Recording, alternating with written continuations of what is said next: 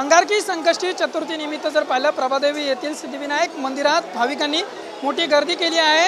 रात्री मध्यरात्री 1:30 वाजल्यापासून जी आहे ती भाविकांची रांग जी आहे ती दर्शनासाठी सोडण्यात आलेली आहे। जर पाहिलं तर मोठी गर्दी जी आहे ती मंदिरात झालेली पाहायला मिळत आहे। आणि जर पाहिलं तर 3:15 जी आहे ती काकड आरती जी आहे ती पार पडलेली आहे। आणि मंदिरात पाहिलं तर फुलांची आरस जी आहे ती करण्यात आलेली, सजावट जी आहे ती करण्यात आलेली आहे। आपल्यासोबत बोलण्यासाठी कार्यकारी अधिकारी जे आहे ते त्यांच्याशी आपण बोलणार आहोत। काय सांगाल मॅडम, कशा पद्धतीने जी आहे ती तयारी करण्यात आलेली आहे? भाविकांची रांग जी आहे ती मोठी लागलेली पाहायला मिळत आहे, कशी तयारी करण्यात? आज अंगारिकेच्या निमित्तानं श्री सिद्धिविनायक मंदिरामध्ये होणारी प्रचंड गर्दी विचारात घेता याचा आम्ही खूप हेतुपुरस्सर आणि सुनियोजितरित्या नियोजन केलेलं आहे। याच्यामध्ये स्त्रियांकरता विशेष रांग व्यवस्था करण्यात आलेली आहे, तसेच मंडप व्यवस्था करण्यात आलेली आहे। नरदुल्ला टँक मैदान जे आहे तिथे साधारण 8,000 सर्वसामान्य भाविक उभे राहतील असा एक मोठा मंडप बांधण्यात आलेला आहे। तसेच स्त्रियांकरिता सुद्धा एक 3,500ची कॅपॅसिटी असलेला मंडप उभारण्यात आलेला आहे। ओएसिस फर्टिलिटीच्या तज्ञांनी IVF उपचार पद्धतीद्वारे 1 लाखांहून अधिक जोडप्यांना मातृत्व प्राप्तीचा आनंद दिला आहे। मोफत अपॉइंटमेंट बुक करण्यासाठी आजच संपर्क साधा। पावसाळ्याची आम्ही विशेष काळजी घेतलेली आहे। चिखलामध्ये भाविकांना त्रास होऊ नये म्हणून जमिनीच्या प्लॅटफॉर्मपासून साधारणपणे 8 ते 1 फूट 8 इंच ते 1 फूट इतकी उंची वर घेण्यात आलेली आहे।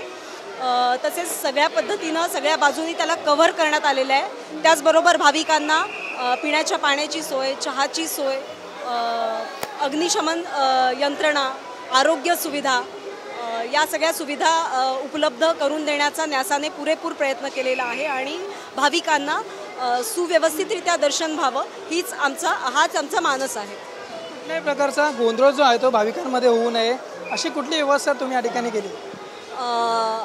ज्या आपल्या शासकीय यंत्रणा आहेत, ज्यामध्ये बृहन्मुंबई महानगरपालिका आहे, पोलीस यंत्रणा आहे, पोलिसांकडून आम्ही जास्तीचा बंदोबस्त मागवलेला आहे। त्याचबरोबर न्यासाचे कर्मचारी आहेत, अधिकारी आहेत जे रात्रंदिवस काम करत आहेत, सुरक्षा यंत्रणा आहेत, या सगळ्यांमध्ये वाहतूक व्यवस्था आहे, या सगळ्यांमध्ये समन्वय साधून आम्ही काम करत आहोत।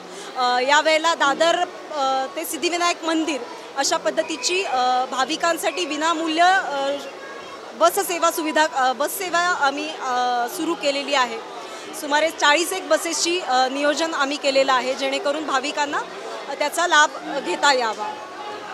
मला की सिद्धिविनायक मंदिरात भाविकांची जी आहे ती मोठी गर्दी जी आहे ती आपली झालेलं पाहायला मिळतं। त्याचबरोबर पाहिलं की स्त्री आणि पुरुषांची रांग जी आहे ती वेगळी करण्यात आलेली आहे। त्याचप्रमाणे अनेक व्यवस्था जी आहे ते मंदिर प्रशासनाकडून जे आहे ते भाविकांकरिता जी आहे ती केलेली आपल्याला पाहायला मिळत आहे। Camera Atharva Avinash Mane, TV9 Marathi, Mumbai.